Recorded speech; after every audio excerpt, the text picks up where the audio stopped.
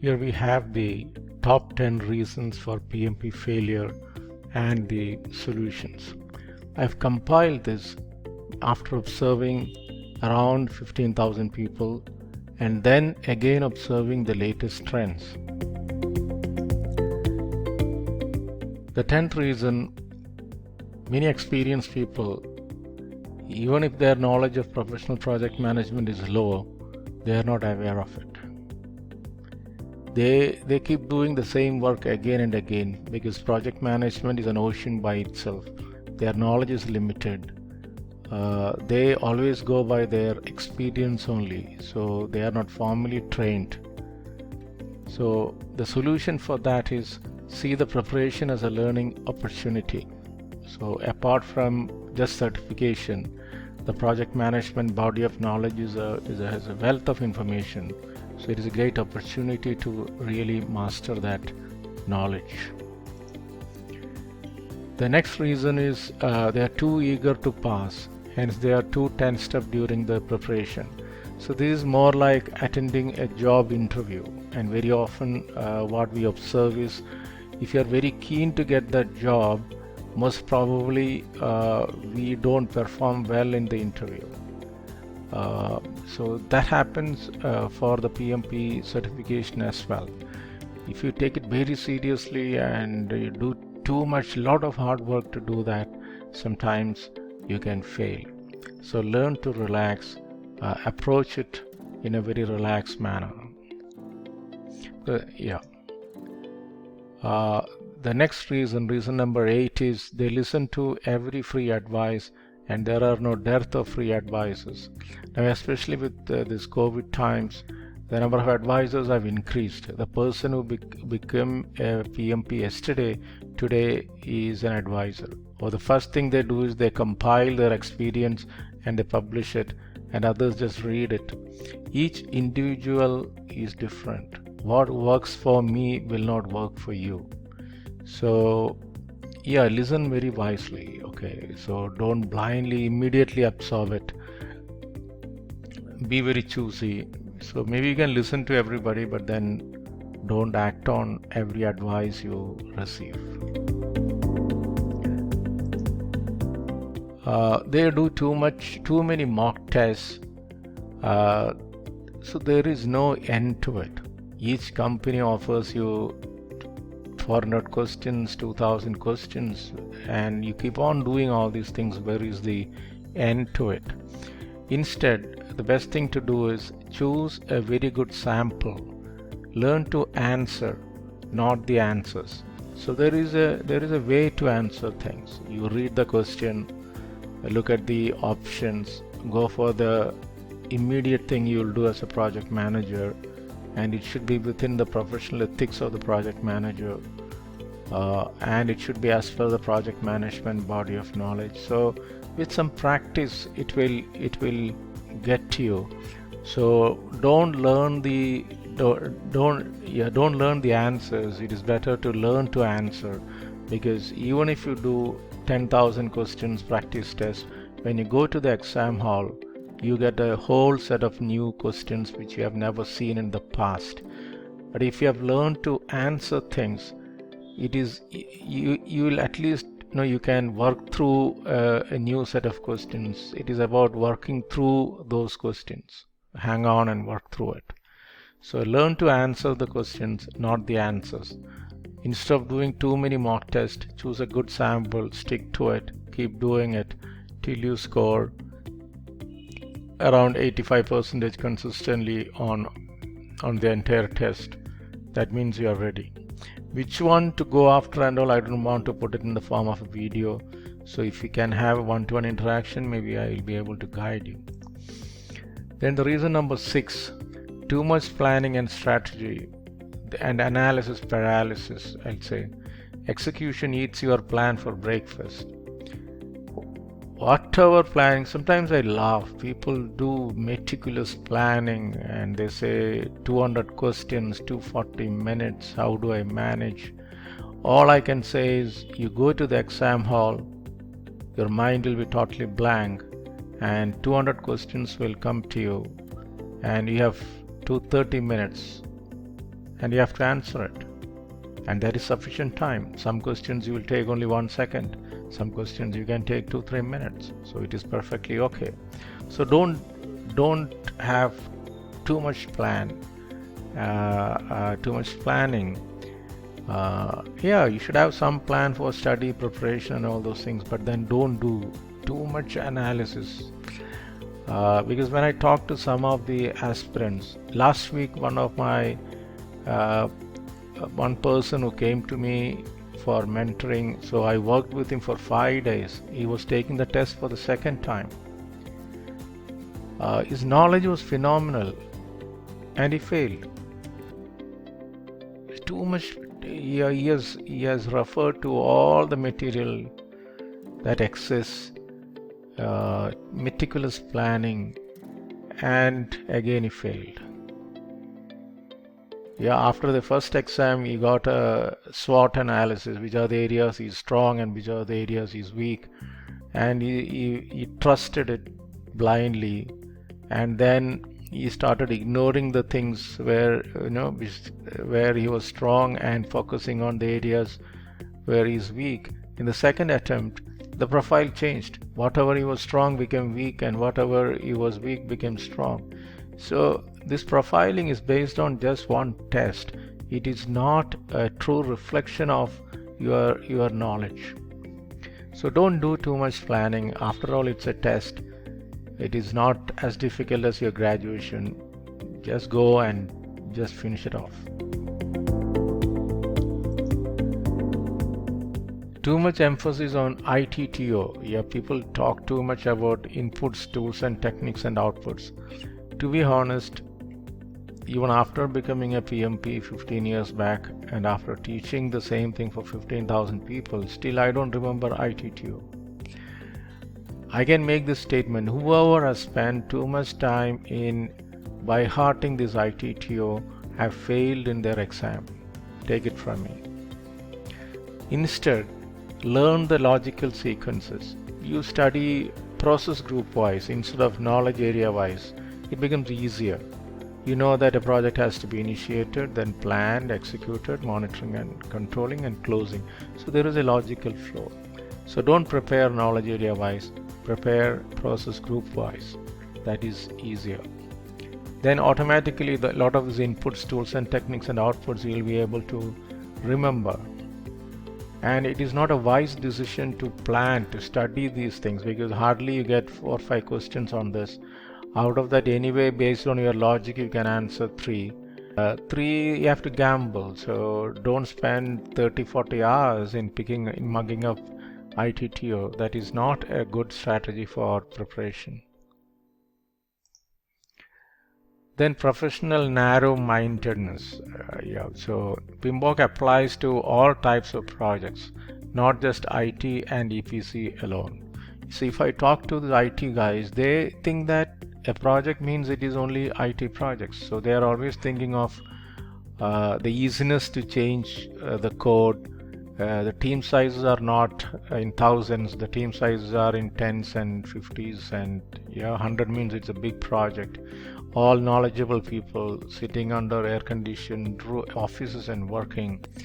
That is their image of a project. Whereas EPC projects, we are talking about 1,000, 5,000 member teams, may not be that educated. They are all working on the field in adverse conditions. That is a different, and the engineering domain doesn't allow for change. So that is a different trip altogether. And there are the R&D projects, research and development projects. So PMBOK applies to all types of projects. Now they are merging agile and predictive project management together as well. So it is a global project management body of knowledge. So sometimes certain aspects you will not like it, because if you look at it from your projects, you may not like it. But if you have a global perspective, then you will be able to appreciate things. For example, most of the EPC projects, we have this command and control, because you deal with subcontractors, suppliers. So and people are not, they don't have long-term plans. They all work in the project and then daily wages and yeah, so it's primarily command and control works there.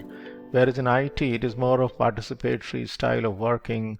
We deal with other knowledge workers. So it is more of collaboration, whereas in EPC it is more of command and control. So we should be able to appreciate both. So there is no one single right thing. So this will help actually, because if you try to answer things based on your domain and your projects, most probably you will get it wrong. Then the third most important thing is maybe a bad instructor can make your life miserable.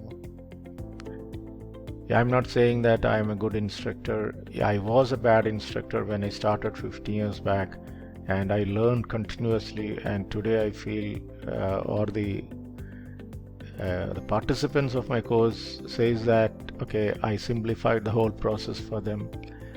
So choose wisely, so get those instructors who can simplify things for you instead of complicating things for you.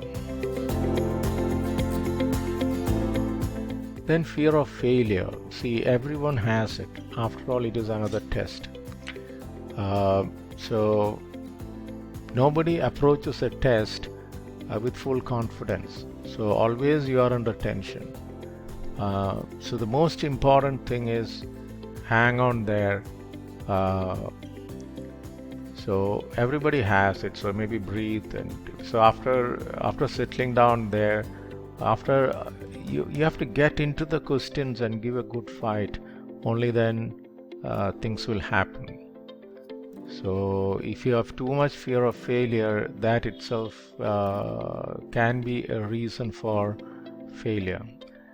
And one advice for you is, okay, if you have too much fear of failure, maybe when you go to write the exam, don't tell anybody that you are going to write the exam.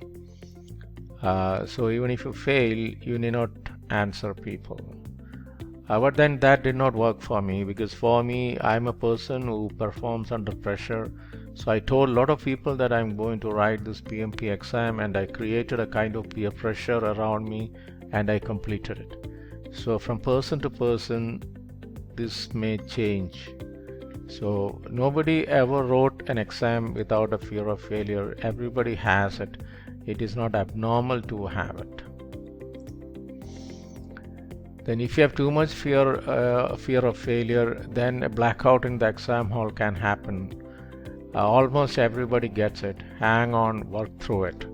So you go and sit there, and suddenly your mind will not work, and all the questions can be maybe very new questions which did not have any semblance to what you have practiced. But then you have to hang on there. You should not give up. That is the strategy.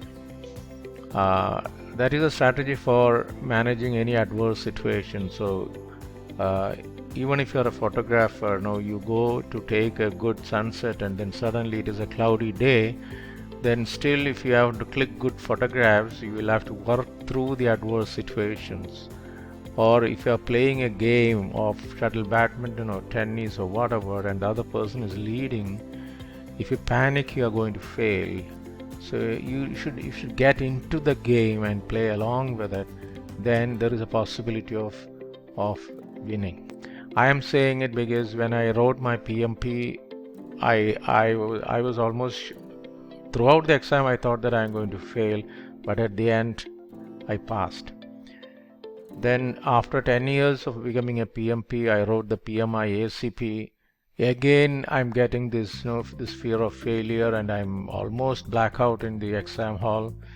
But then I was laughing at myself, like you're advising so many people on how to manage this, and you yourself is getting it. So I hung on there, and then towards the end, the PMI ACP also I cleared in the first attempt. So it is all about concentrating one question at a time, reading that question, answering them.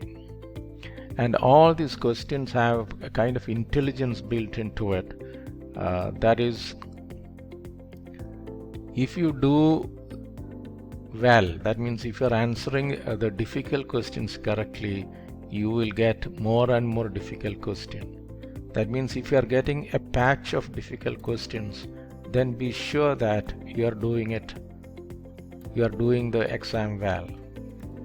Then suddenly you make an error somewhere, then suddenly the questions will become easier and easier and easier. And when the questions comes, you don't know whether it is from which knowledge area, whether it is agile or predictive or communication or integration, nobody knows. The question comes to you, whether it is a marked question or whether it is a real question, nobody knows. So when the question comes to you, you have to answer it. What I do is I read the answers first, then I read the question. If you read the answers first, then it is kind of scoping the question, which one you have to choose.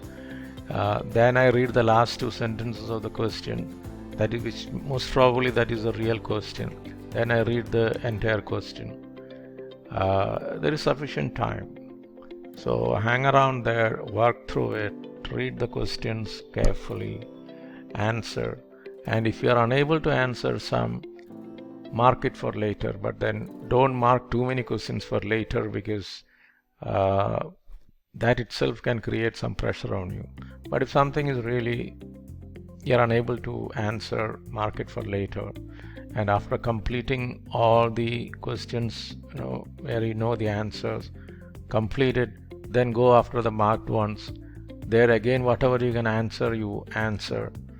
Then again, don't leave anything unanswered, because there is no negative marks. So later on you come back and gamble. Here, don't leave anything unanswered. There is time for it. So that completes the 10 reasons for failure for the PMP. And I wish you success, and my big thanks and gratitude to my students from the past, present, and the future. And if you have not subscribed to this channel, please do subscribe, so that you will get all the updates on time. Thank you very much.